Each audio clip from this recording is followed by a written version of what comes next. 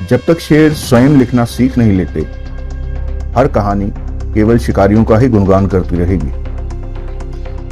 पिछले 1000 वर्षों से भी अधिक समय से भारत की सत्ता पर बैठने वालों ने अपने अपने हितों के अनुसार भारत के इतिहास को लिखा है, लिखवाया है और उसकी व्याख्या की है। इतिहास के उन्हीं विकृत किस्सों में से तथ्यों की सहायता से सत्य को सामने लाने के हमारे इस प्रयास में आज बात करेंगे आर्यन इन्वेजन थ्योरी या आर्यों के आक्रमण के नाम से चलाए जा रहे झूठ के बारे में। आज हम ये देखेंगे कि यह आर्यन इन्वेजन थ्योरी कितनी सत्य है। आप हमारे साथ इस वीडियो के अंत तक बने रहिएगा, क्योंकि आज हम आपको कुछ ऐसे तथ्यों से परिचित करवाएंगे जो न केवल इस झूठ से पर्दा उठा देंगे, साथ ही इस झूठ को पश्चिमी विद्वानों द्वारा अभी भी समर्थन देने की हठधर्मिता क्यों है, इसका उत्तर जानने के बाद आप चौंके बिना रह पाएंगे।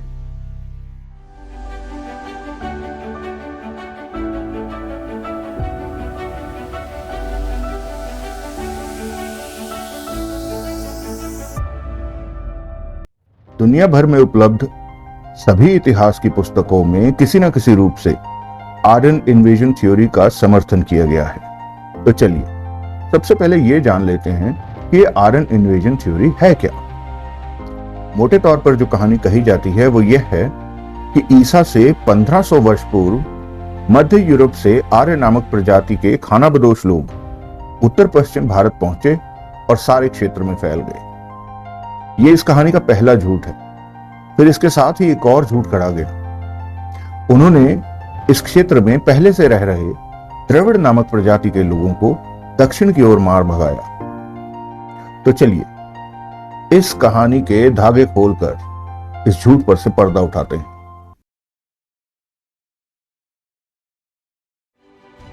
भारत की सभ्यता विदेशी आक्रांताओं को प्राचीन काल से झेलती रही है, किंतु इस्लामी आक्रांताओं ने भारत की सभ्यता के ताने बाने को ही तार तार कर दिया, जिसका दंश हम आज तक झेल रहे हैं।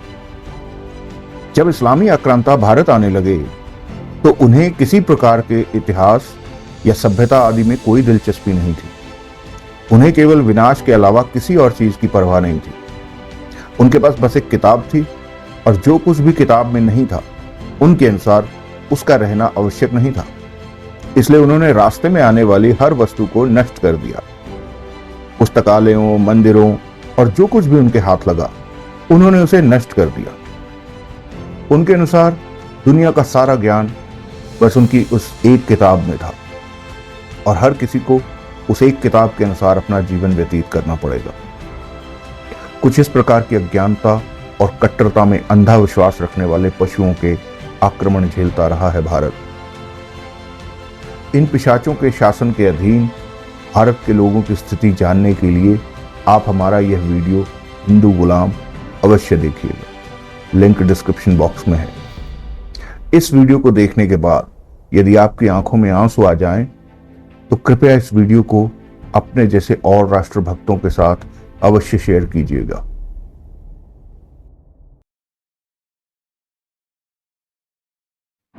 पंद्रहवीं शताब्दी के अंत तक यूरोपीय लोग भारत आने लगे। ये वो समय भी था जब यूरोप के समाज में विभिन्न सांस्कृतिक, सामाजिक और राजनीतिक आंदोलन चल रहे थे, जैसे मानवतावाद या ह्यूमनिज्म, पुनर्जागरण, Protestant reformation, age of enlightenment, romanticism आदि। इन सब के चलते यूरोप में समय समय पर लोग सत्ता और चर्च के अधिकारों को चुनौती दे रहे थे। आगे बढ़ने से पहले हम आपको कुछ अवधारणाओं के बारे में संक्षेप में बताते हैं। इससे बाद में आपको इस झूठ को समझने में आसानी होगी। डिस्कवरी का सिद्धांत, कुछ नया खोजना, अर्थात जो था तो पहले से ही किंतु मानव सभ्यता को ज्ञात नहीं था। आप सबने भी सुना होगा, Columbus discovered America, Vasco D gamma discovered India. Europe में डिस्कवरी का सिद्धांत बहुत प्रचलित था। चर्च के अनुसार उनके भगवान ने ये सारी धरती बनाई है और उन्हें केवल वहां जाकर उसे खोजना भर है। चर्च के अनुसार जिसने जो खोजा वो उसी का है। यदि आप किसी व्यक्ति को खोज लेते हैं तो वो व्यक्ति आपका गुलाम हो जाता है।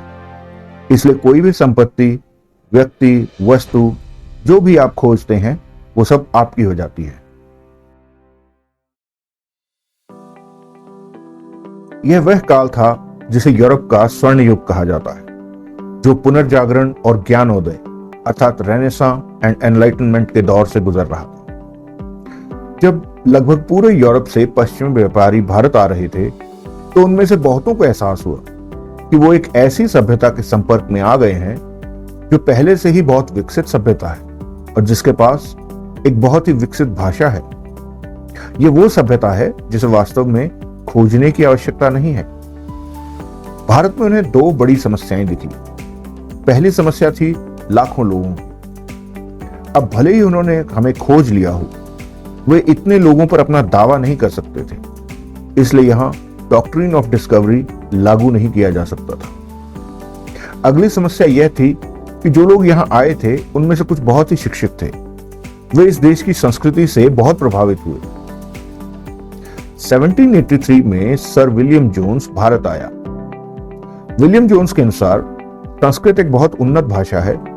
उसने अंग्रेजी और संस्कृत, प्राचीन ग्रीक और संस्कृत, लैटिन और संस्कृत के बीच भाषाई संबंधों की खोज की। विलियम जोन्स के अनुसार संस्कृत भाषा की संरचना अद्भुत है, ग्रीक से अधिक परिपूर्ण, लैटिन से अधिक प्रचुर और दोनों से अधिक परिष्कृत। और यही कारण है कि हम यह दावा करते हैं कि अन्य सभी भाषाओं का स्रोत केवल संस्कृत में है।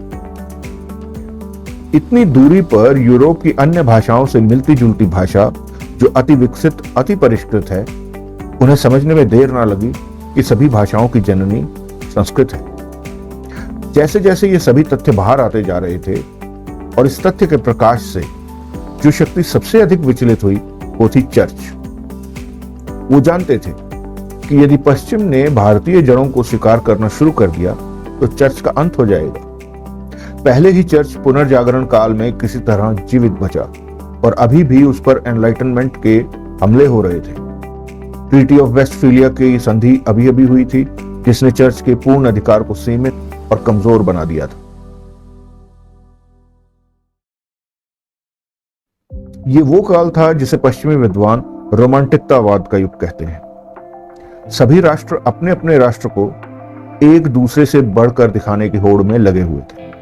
कला, संस्कृति, सभ्यता या फिर युद्ध, किसी भी माध्यम से अपने राष्ट्र को दूसरों पर हावी दिखाना, बस यही था रोमांटिकतावाद का सार।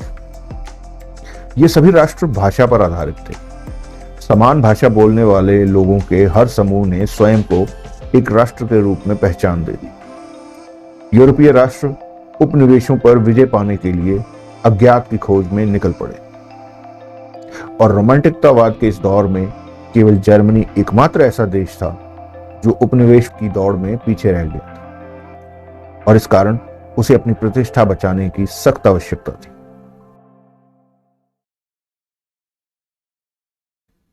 भारत की खोज ने यूरोप की दो प्रभावशाली शक्तियों को एक साथ चुनौती दे दी थी, तो वहीं एक तीसरी शक्ति भी अपना हित साधने के लिए उनके साथ आ गई। जहां एक और ब्रिटिश भारत पर राज करना चाहते थे और चर्च को भारत में धर्मांतरण की संभावनाएं दिखने लगी थी, तो वहीं जर्मनी को बैठे बिठाए स्वयं को बाकी सभी उपनिवेशवादी राष्ट्रों के बराबर लाने का मौका मिल गया। ये मात्र संयोग ही होगा कि तीनों को अपने अपने हित साधने के लिए एक ही व्यक्ति में संभावनाएं दिखने लगी। एक जर्मन प्रोटेस्टेंट ईसाई जिसने वो कर दिखाया जिसे आज हम आर्यन इन्वेजन थ्योरी और उसके प्रभावों के रूप में जानते हैं। मैक्स मुलर, जिसकी विद्वता और भाषा विज्ञान में कौशल ने उसे तीन अलग अलग शक्तियों के लिए एक मूल्यवान संपत्ति बना दिया, जो उसकी विद्वता के माध्यम से अपना अपना प्रभाव बढ़ाना चाहते थे। ब्रिटिश साम्राज्य ने संस्कृत और भारतीय संस्कृति में उसकी विशेषज्ञता के कारण मुलर को प्राचीन भारतीय ग्रंथों के अनुवाद का काम सौंपा। मैक्स मुलर ने अनुवादों में ब्रिटिश साम्राज्य को लाभ पहुंचाने वाले नैरेटिव्स को इस हद तक बढ़ावा दिया कि उसने कहीं कहीं तो मूल ग्रंथों के पूरे पूरे अर्थ ही बदल दिए। वहीं चर्च ने अपने धार्मिक विस्तार के लिए मुलर की क्षमता को पहचाना। एक प्रोटेस्टेंट ईसाई के रूप में मूलर द्वारा भारतीय पवित्र ग्रंथों के अनुवाद ने ईसाई धर्म को एक प्रबुद्ध धर्म के रूप में स्थापित करने का अवसर प्रदान किया। अपने काम में ईसाई धर्म को एक सार्वभौमिक सत्य के रूप में प्रस्तुत कर मूलर ने अप्रत्यक्ष रूप से गैर ईसाई आबादी को धर्मांतरित करने के मिशन का समर्थन किया और साथ ही जिन ग्रंथों का वह अनुवाद कर रहा था उनके आध्यात्मिक नैरेटिव्स को पूरी तरह से कैंसिल कर दिया। जर्मन मूलर ने ब्रिटिश शासन में नौकरी करते हुए भी अपनी मातृभूमि के प्रति अपने कर्तव्य को निभाया। मूलर ने अपने संदिग्ध और घटिया अनुवादों के माध्यम से आर्यों को एक जाति के रूप में परिभाषित किया और जर्मनों को उसी आर्य जाति का घोषित कर दिया। अपनी बौद्धिक विद्वता के बल पर उसने जर्मनी को बाकी औपनिवेशिक राष्ट्रों के बराबर ला खड़ा किया।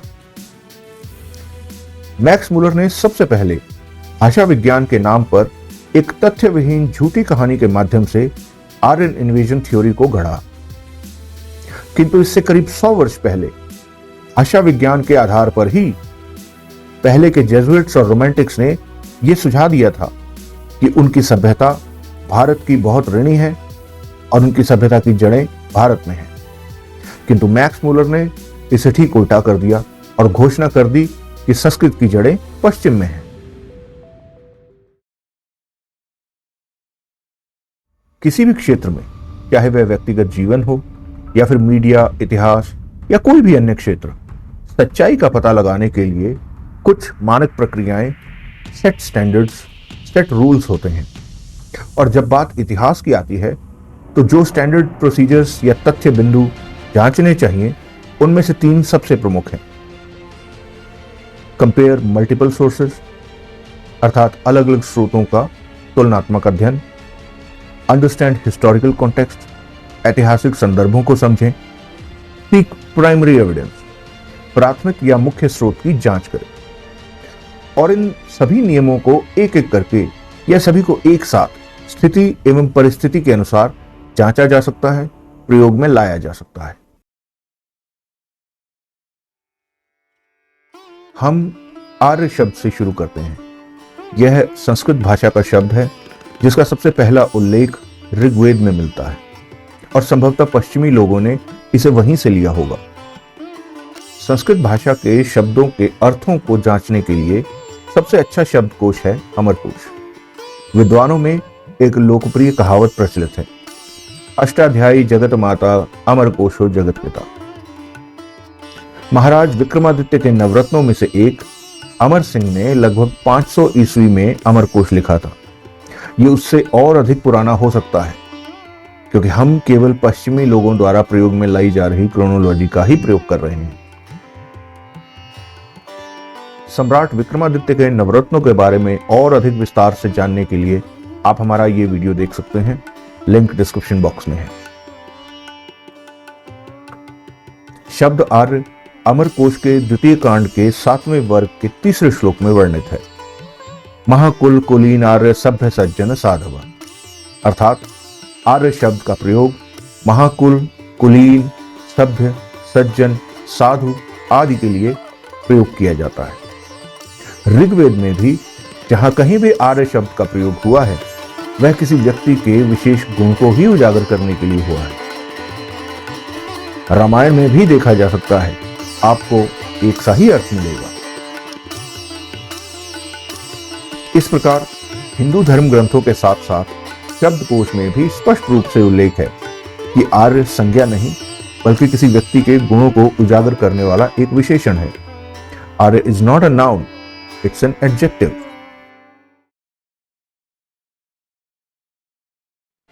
पश्चिमी विद्वानों की क्रोनोलॉजी बाइबल से प्रभावित नहीं प्रेरित भी है और इसी कारण ये लोग इतिहास में घटी किसी भी घटना को एक सीमित दूरी तक ही दिखा सकते हैं।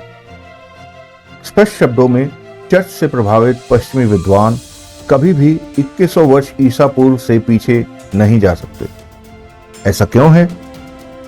चर्च के अनुसार सृष्टि की शुरुआत 23 फरवरी 4004 वर्ष ईसा पूर्व में हुई है। नोहा की बाढ़ 3000 वर्ष ईसा पूर्व में आई और उसके बाद नोहा 900 वर्ष तक जीवित रहा। इसलिए जो कुछ भी होना है वो नोहा के बाद ही होना है। तो सब कुछ 2100 वर्ष ईसा पूर्व में समेटना था और इससे पीछे जाना उनके लिए संभव नहीं है। अब चूंकि आर्य सफर में तो ऋग्वेद की रचना कर नहीं सकते थे, तो ऋग्वेद की रचना के बाद ही उन्होंने भारत की ओर सफर किया होगा। इसलिए ऋग्वेद की रचना को 1900 वर्ष ईसा पूर्व में दिखाना और आर्यों के भारत में आगमन को 1500 वर्ष ईसा पूर्व में दिखाना पश्चिम विद्वानों की मजबूरी है।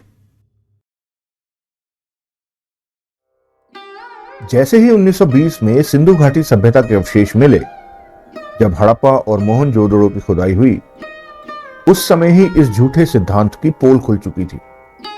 इस खुदाई से यह साबित हुआ कि यहां 3300 वर्ष ईसा पूर्व से भी अधिक समय से लोग रहते रहे हैं। यहां की सभ्यता शहरी सभ्यता थी, किंतु एजेंडे से प्रेरित इन झूठे पश्चिमी विद्वानों और उनकी ताल में ताल मिलाते भारत के भी कई प्रसिद्ध वामी इस्लामी इतिहासकारों ने इसे और भी तोड़ मरोड़ कर पेश करना शुरू कर दिया। तब उन्होंने ये तर्क देना शुरू किया कि आर्यों ने ही हड़प्पा और मोहनजोदड़ो की सभ्यता के लोगों को नष्ट किया है और अपनी सभ्यता शुरू की। किंतु उनका यह दावा भी झूठा निकला। हड़प्पा और सिंधु घाटी सभ्यता के अवशेषों में मिले बहुत सारे प्रतीक ऐसे हैं जो वैदिक प्रतीकों से मेल खाते हैं, जैसे वैदिक यौगिक मुद्राएं, स्वास्तिक का चिन्ह, ओम, सील आदि।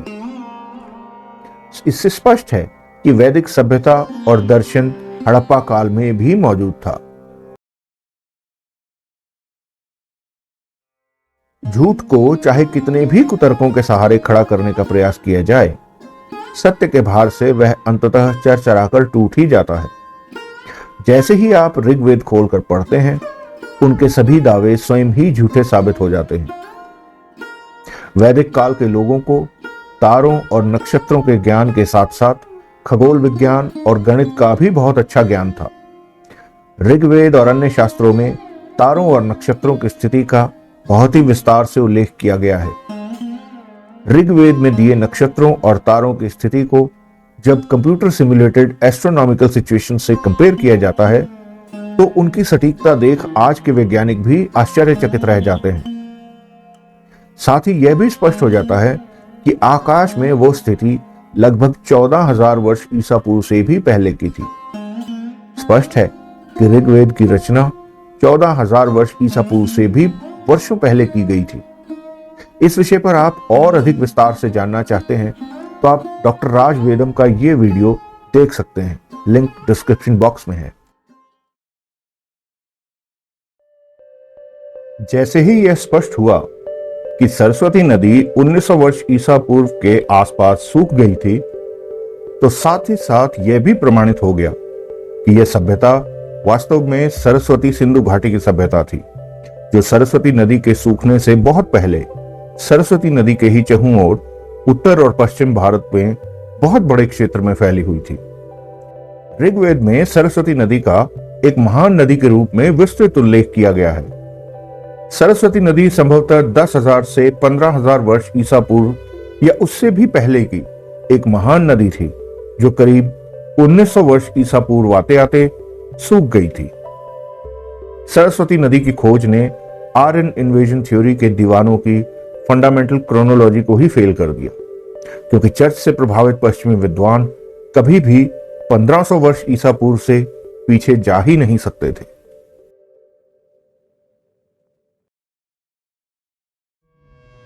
पश्चिमी विद्वानों द्वारा आज भी आर्यन इन्वेजन थ्योरी के समर्थन की हठधर्मिता क्यों? पश्चिमी विद्वानों ने आज तक किसी भी तर्क को स्वीकार नहीं किया। भारतीय ग्रंथों में प्राचीन काल में भारत से बाहर कई प्रवासों का उल्लेख मिलता है, अर्थात समय समय पर लोग भारत से बाहर की ओर माइग्रेट करते रहे हैं। ये संदर्भ लेटेस्ट साइंटिफिक फाइंडिंग्स के साथ पूरी तरह से मेल खाते हैं, जो भारतीय एंटिक्विटी को 50,000 वर्ष ईसा पूर्व और उससे भी अधिक पीछे तक ले जाती है।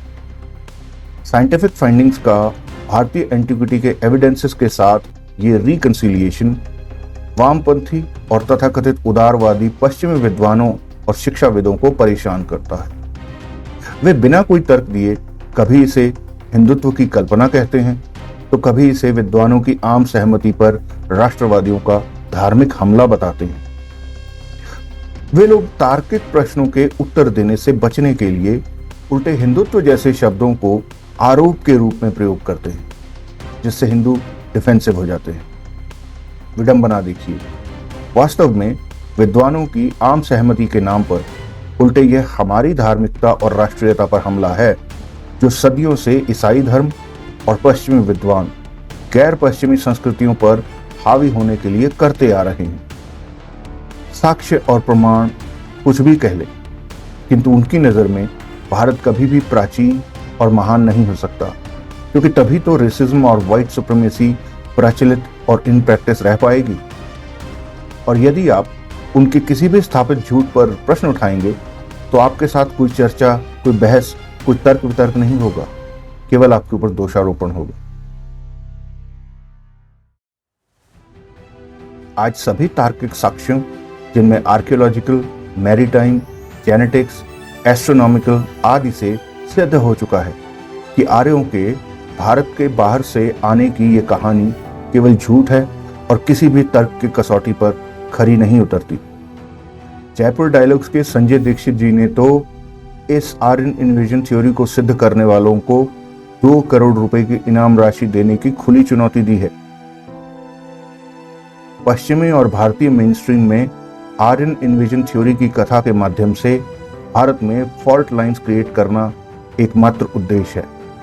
इससे न केवल हिंदुओं को 2 भागों में बांटकर एक को इंडो आर्यन संस्कृति का और दूसरे को द्रविड़ संस्कृति का बताते हैं, तथाकथित इंडो आर्यन संस्कृति वालों के पूर्वजों को आधिपत्यवादी, नस्लवादी, असहिष्णु, लालची और असमानतावादी के रूप में चित्रित कर उन्हें अपराध बोध से ग्रसित करने का प्रयास है, तो वहीं तथाकथित द्रविड़ संस्कृति वालों के बीच गहरी नाराजगी और ऐतिहासिक गलतियों को सुधारने की इच्छा पैदा करना ही एकमात्र उद्देश्य है। इसे विशेषकर वामपंथियों, द्रविड़ अलगाववादियों और मिशनरियों द्वारा प्रचारित किया जाता है। वे भारत के ताने बाने को विभाजित और तोड़ना चाहते हैं। ये उनके राजनीतिक मिशन को पूरा करता है और उन्हें अपनी घृणित आजीविका को बनाए रखने में मदद करता है। सत्य के संकेत और साक्ष्य हमारे पैरों के नीचे दबे हैं, हमारी भाषाओं और साहित्य में फैले हुए हैं तथा हमारे डीएनए में गहराई से समाये हुए हैं। प्रत्येक रहस्य को वैज्ञानिक रूप से जानने और सुलझाने के लिए आवश्यक ज्ञान और उपकरण हमारे पास उपलब्ध हैं, जिन्हें अब प्रयोग में लाए जाने का समय है। पुरातत्व संबंधी आंकड़ों के अनुसार हमारी महान सभ्यता कम से कम 9500 वर्ष पहले शुरू हुई थी। हमारे महान पूर्वजों के महान कार्यों का इतिहास सदियों से आग और लूटपाट के कारण नष्ट हो गया। अपने पूर्वजों को सम्मान देने के लिए हम कम से कम इतना तो कर ही सकते हैं कि उनका सत्य सबके सामने लाने का प्रयास करें। इस विषय से संबंधित रेफरेंस मटेरियल और रिसर्च मटेरियल के लिंक्स डिस्क्रिप्शन बॉक्स में दिए गए हैं। आप चाहें तो उन्हें विस्तार से पढ़ सकते हैं। यदि आप यहाँ तक हमारे साथ वीडियो में बने हुए हैं तो इस वीडियो को देखने के लिए आपका सहृदय धन्यवाद।